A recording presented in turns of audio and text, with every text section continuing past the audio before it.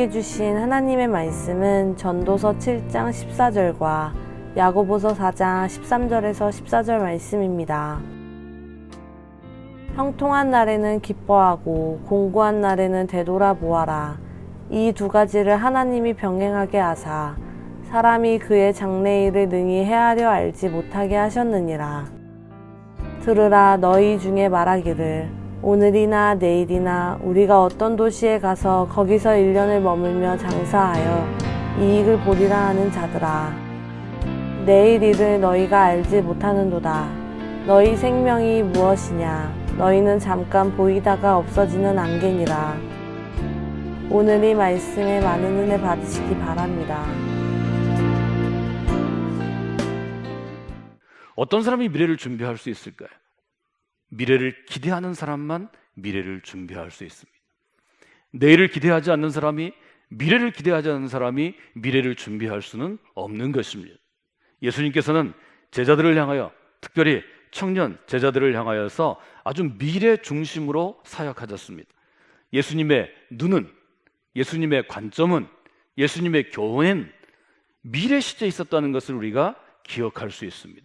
인간은 과거를 중시할 수도 있습니다. 과거를 중시하는 사람은 성을 쌓는 것입니다. 내가 과거에 이루었던 성취와 나의 업적과 나를 드러내기 위해서 거대한 성을 쌓기를 즐겨합니다.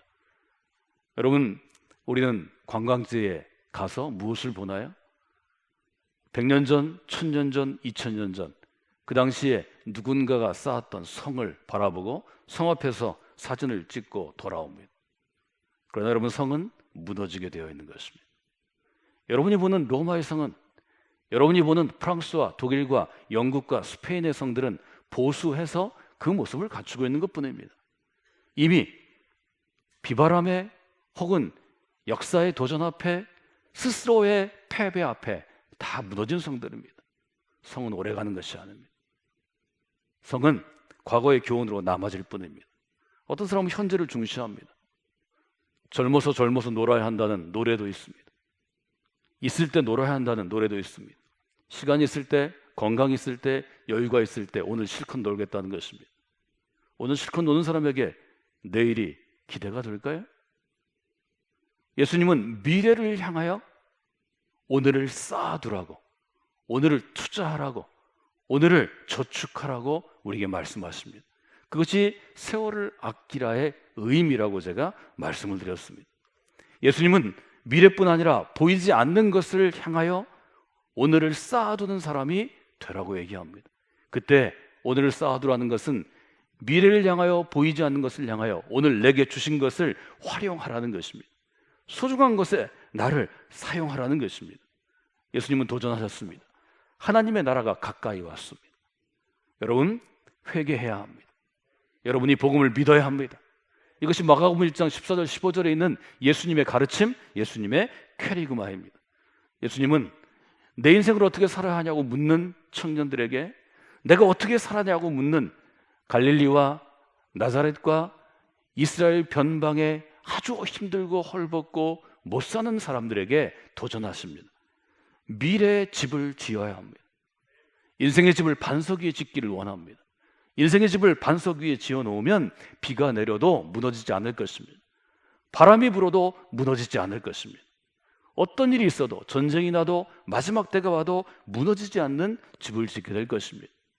예수님은 마태복음 7장을 통하여서 지혜로운 사람은 반석 위에 집을 짓는 사람이라고 정의해 주셨습니다.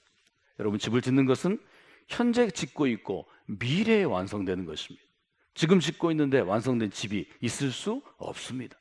언제나 예수님은 미래 시점, 보이지 않는 것, 영원한 것에 우리의 눈을 둘 때 올바른 하나님의 사람으로, 신앙의 사람으로 살 수 있다고 도전하셨습니다.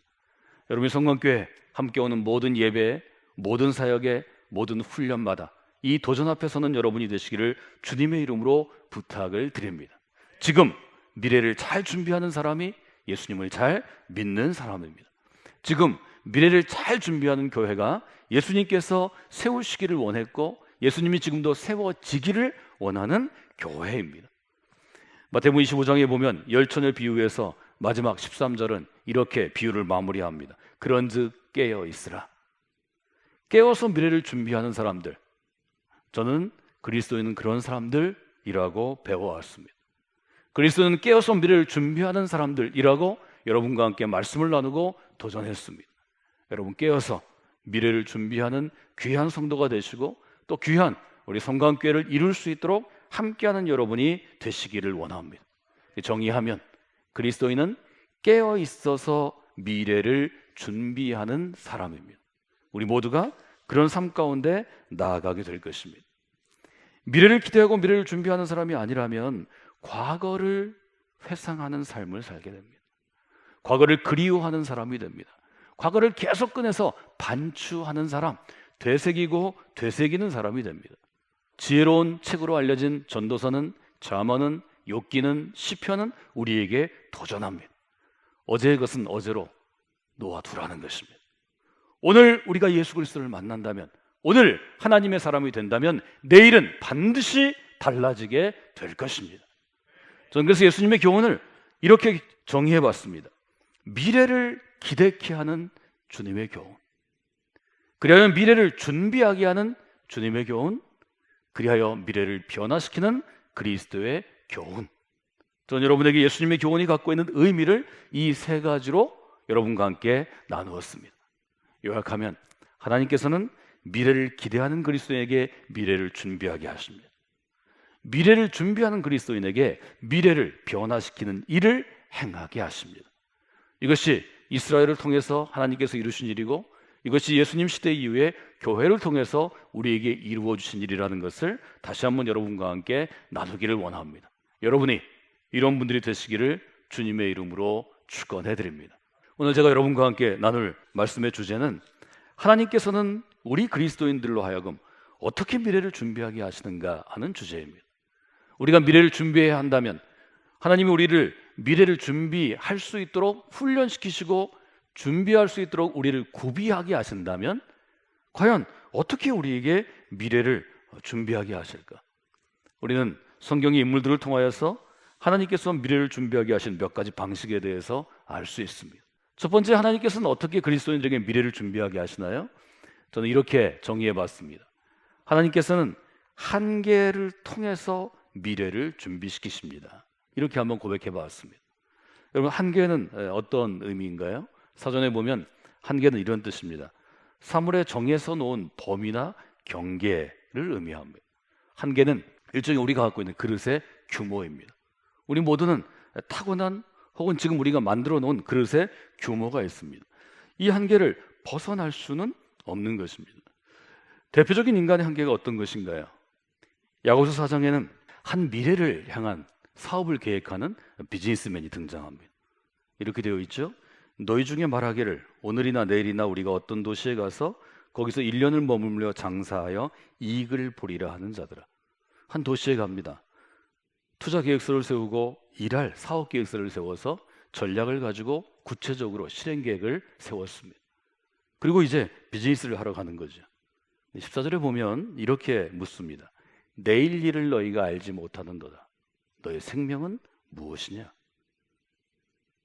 하나님께서는 인간의 한계로 제일 큰 것 중에 하나를 내일 일을 알지 못하는 것이라고 규정하십니다.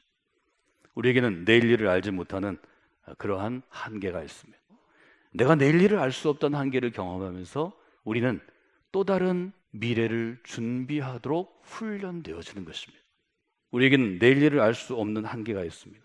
그러나 그 한계 때문에 여러분은 하나님의 인도하심에 여러분을 내어드리는 결단 가운데 설 수 있습니다. 여러분 한계를 느끼실 때마다 하나님의 도우심을 구하시기 바랍니다. 여러분의 한계를 하나님의 도우심과 하나님의 역사로 뛰어넘는 인생이 되시기를 원합니다. 두 번째로 우리가 생각할 수 있는 것은 하나님은 위기를 통해서 미래를 준비시키십니다. 이 위기는 여러 가지 단어로 바꿀 수 있겠습니다. 고난을 통해서 우리를 준비시키십니다. 시련을 통해서 우리를 준비시키십니다. 우리는 이스라엘의 역사를 그렇게 표현하죠. 광야의 고난이, 광야의 어려움이, 광야의 위기가 이스라엘의 미래를 준비시킨 기간이 되었습니다.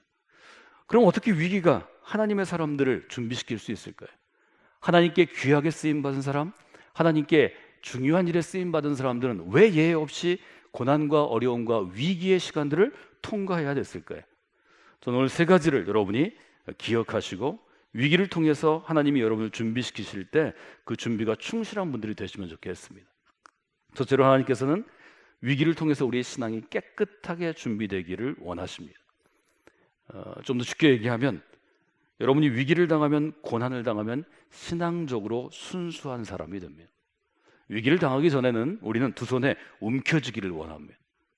양손이 안 되면 입으로도 움켜집니다. 위기를 당하면 하나씩 놓게 됩니다. 위기에 뜨거우면 가장 중요한 것을 선택하게 됩니다.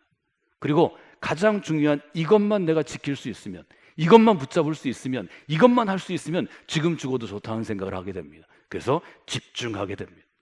위기는 우리가 갖고 있는 모든 에너지를 집중하게 합니다. 나의 마음도, 나의 생각도, 나의 육신의 에너지도, 나의 영적인 에너지도 하나에 집중해서 살아남는 것입니다. 여러분, 가정이 어려움을 겪고 그 위기를 이겨내면 강력한 가정을 이루게 됩니다. 회사가 어려움을 겪고 부도의 어려움을 이겨내면 더 좋은 회사가 됩니다. 국가가 전쟁을 겪거나 위기를 겪고 온 국민이 단결해서 그것을 이겨내면 선진국이 됩니다. 왜 그럴까요? 이것은 위기를 통해서 우리의 마음이 단순해지기 때문입니다. 더 순수해지기 때문입니다. 하나님의 도움을 요구하기 때문입니다. 하나님께서 위기를 통해 우리를 준비시키는 이유는 어떤 것인가요? 두 번째로 우리가 요약한다면 위기를 통해 삶은 연단을 받고 견고해지기 때문입니다. 마지막으로 위기를 통해서 하나님께서 우리에게 주시는 것은 영혼의 건강함입니다. 저는 이렇게 써봤습니다.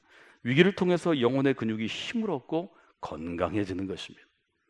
여러분, 우리 육신의 건강을 위해서 많은 일을 합니다. 운동을 하고 좋은 것을 찾아 먹고 영양제를 먹고 뭐 이런 일들을 많이 하죠. 더 중요한 것은 영적인 건강입니다. 요한 3서 1장에 보면 이런 구절이 있죠. 사랑하는 이여, 너희 영혼이 잘됨처럼 내가 범사에 잘되고 강건하기를 간구하노라. 여러분, 우리 주변을 돌아다 보십시오. 나 자신을 보십시오. 그리스도인으로 살아가면서도 근심의 노예가 되어 있지는 않나요? 염려와 걱정에 사로잡혀 있지 않나요? 욕심이 너무 지나쳐서 다른 사람 여러분을 볼 때 너무 욕심이 많아, 승부욕이 너무 강해, 이런 얘기를 듣고 있지 않나요? 여러분이 의욕을 잃고 너무 힘들게 살아, 이런 평가를 듣고 있지 않나요? 여러분, 그것은 건강하지 않기 때문입니다. 그것은 영적으로 건강을 잃었기 때문입니다. 그리스도인은 영적으로 건강한 삶을 살아야 합니다. 하나님께서는 미래를 준비시키는 사람들에게 이 건강을 체험케 하십니다. 이 건강은 위기, 고난, 고통, 질병으로부터 오는 것이지만 반드시 여러분이 그것을 이겨내고 체험하셔야 하는 것입니다. 전서 7장 14절을 묵상합니다. 이렇게 시작합니다. 형통한 날에는 기뻐하고 곤고한 날에는 되돌아보아라. 이 두 가지를 하나님이 병행하게 하사 사람이 그의 장래일을 능히 헤아려 알지 못하게 하시느니라. 사랑하는 여러분, 이것은 매우 귀중한 그리스도인에게 주어주시는 삶의 일종의 규칙과 같은 것입니다. 여러분, 좋은 날에는 기뻐하십시오. 그것이 건강한 그리스도인입니다. 어려운 때는 그리스도의 십자가를 생각하기도 하시고 하나님의 은혜를 생각하기도 하시고 성공한 교회를 생각하기도 하시고 영적인 스승을 생각하기도 하시면서 여러분이 견디실 줄 알아야 합니다. 하나님은 좋은 날도 주시고 공고한 날도 주시지만 좋은 날에도 공고한 날에도 우리의 손을 놓지 아니하십니다. 여러분이 그런 인생을 살아가는 분들이 되시기를 원합니다.